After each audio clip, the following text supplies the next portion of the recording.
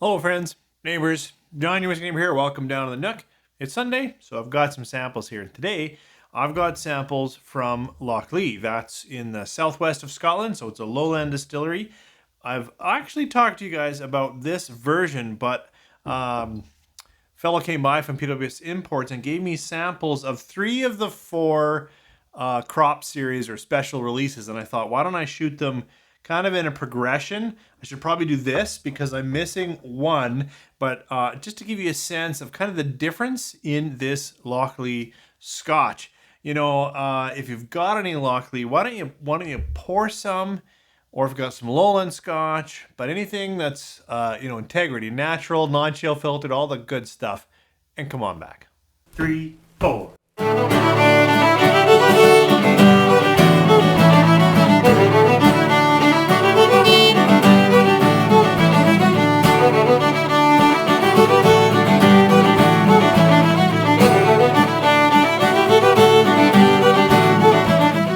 As I mentioned in the opener, it's Sunday, so these are samples. I've just poured them out. The only kind of unfair thing up here is this one, which is the Harvest First Crop Edition. You know, I'll put it here so we can kind of see the bottle together. But what's interesting to me about Lochlea is that, they're reasonably new. I get that. They were a dairy farm, and then, to make ends meet, they're like, we got to do something different. And they obviously got some nice investment because the pictures of their distillery are phenomenal. I know right now they're under the careful and awesome eye of John Campbell. Used to work at Lefroy, and they are putting out, as I kind of alluded to in the beginning, an Integrity Malt. I know that has a lot of cred in whiskey too, but if you're just kind of new to Scotch or whiskey, what does that mean? Well, it means that all of these can be considered in terms of color. You'll look at the Harvest versus Ploughing Edition, and they are radically different in color.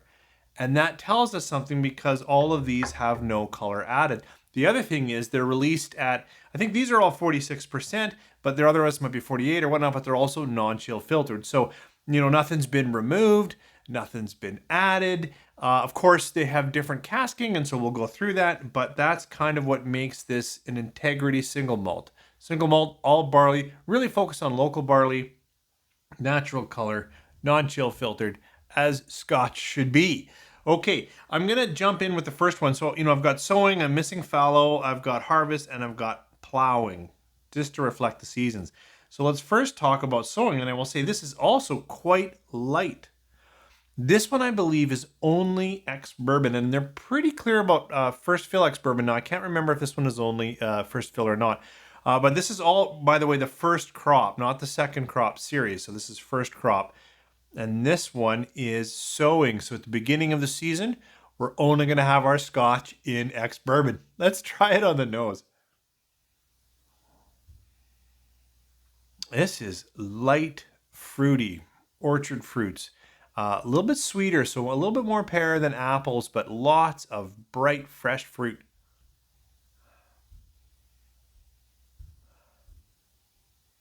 And that brightness of sweetness, it could be like a floral honey a little bit. So there's a little bit of vanilla, sweet, a little bit of honey.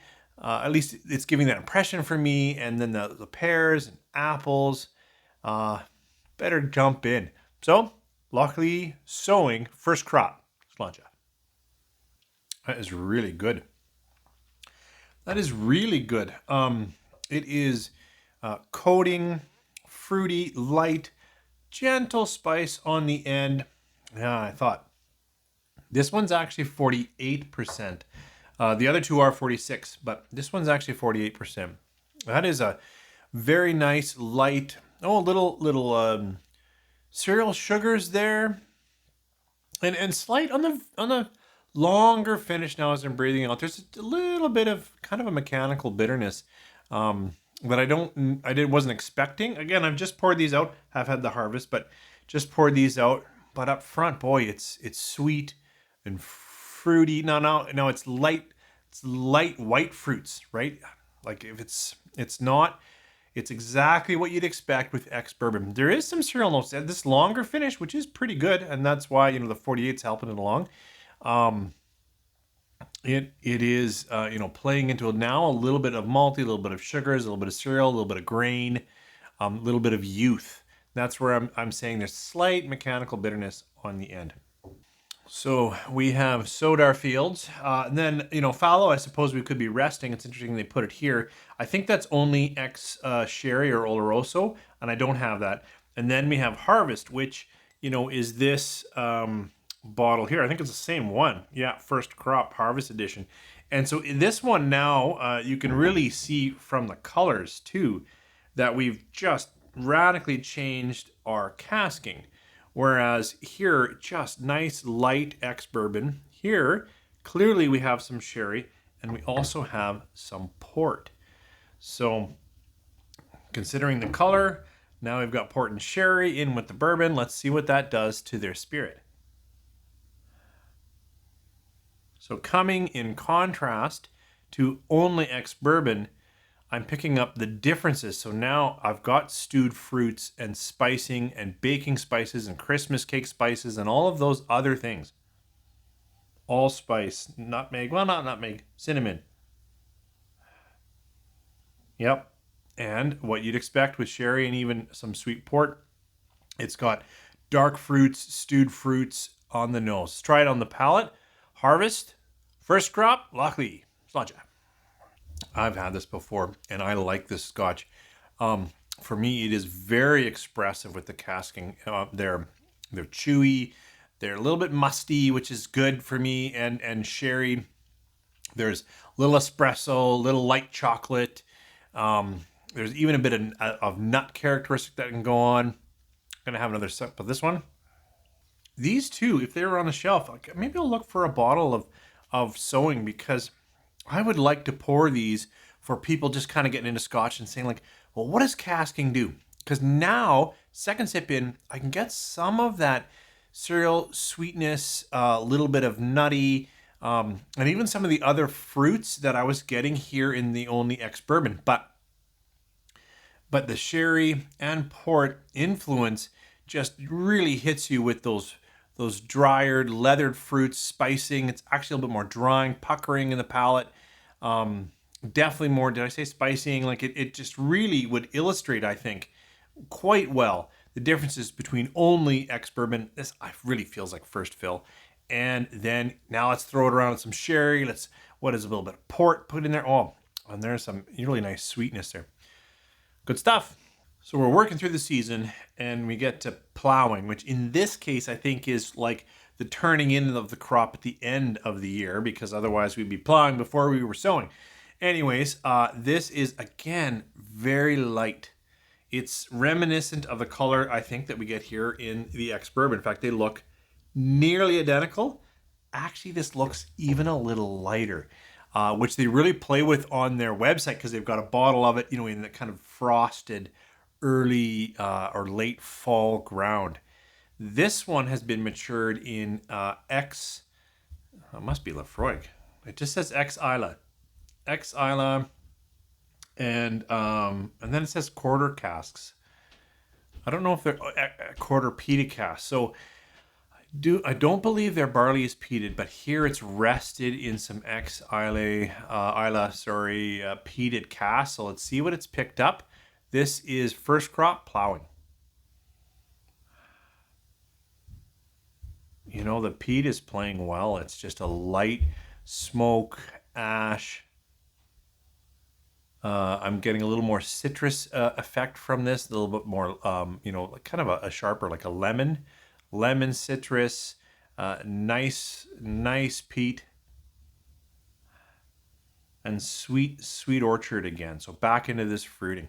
Let's try it on the palate. Sancha, lightly done. The peat is not a monster. It's totally there.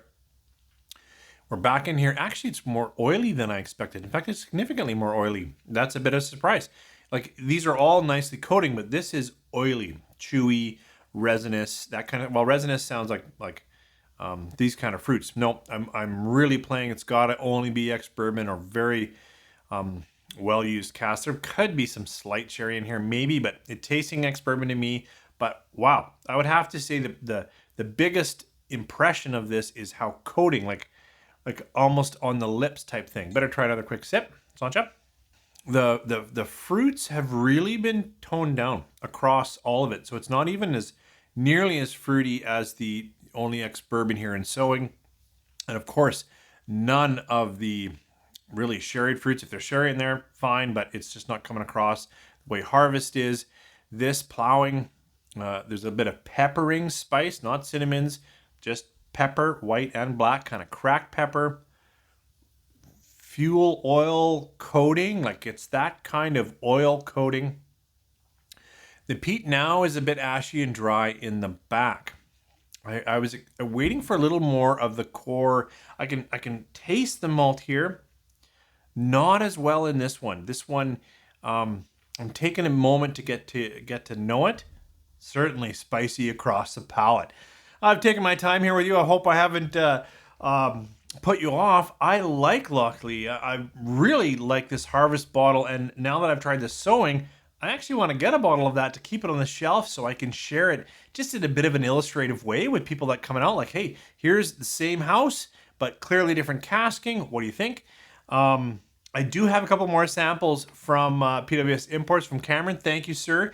I have the first release and their R barley release, so I'm going to try to shoot those together. I think that would be a nice comparison. I don't know where Follow is. I haven't seen it on the shelves. My impression here is this is an interesting peated expression, and I'm glad they have one in their lineup. I'm missing a little more balance in that, except it is wonderfully coating, like just a beautiful mouthfeel that I do enjoy. The rest, tough to pick a favorite. These are so different and both good. Thanks for joining me here for Sunday. Hope you guys have enjoyed the walkthrough. Do you have any Lochlea, and what do you think? Why don't you throw in some thoughts? Any of these, or have you been to the distillery? If you have, I'm jealous, but please share below. Thanks for dropping in. You guys have a good week.